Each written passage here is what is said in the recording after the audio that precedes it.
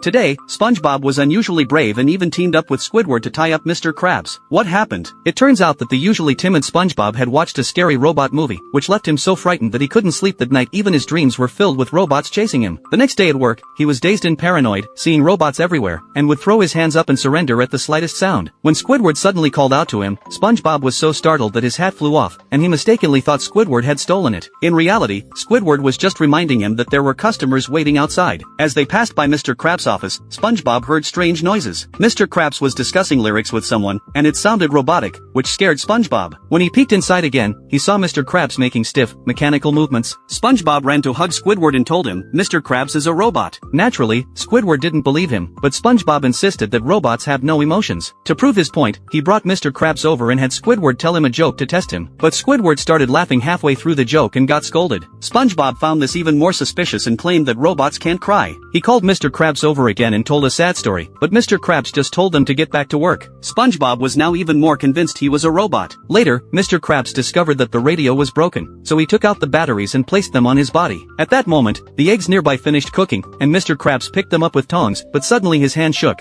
and he spilled pepper into his eyes. At that moment, with his red eyes, tools in hand, and batteries strapped to his chest, Mr. Krabs perfectly matched SpongeBob's image of a robot. Even Squidward believed it now. They sprang into action. Squidward evacuated the customers, and SpongeBob tried calling the Navy, but the voice on the other end of the phone was also a robot, making him think the robots had already taken over the world. So they rushed into the office, tied up Mr. Krabs, and even hit him a few times, trying to force him to reveal where the real Mr. Krabs was. Seeing that Mr. Krabs refused to tell the truth, they brought out all the appliances he had bought, thinking they were also robots, and began destroying them. After all that, they smashed every device, including Mr. Krabs' beloved cash register. Eventually, even the cash register broke. That's when Mr. Krabs couldn't take it anymore and burst into tears. At that moment, SpongeBob realized robots don't cry. Maybe they had made a mistake. And it seemed Squidward was the one who hit the hardest.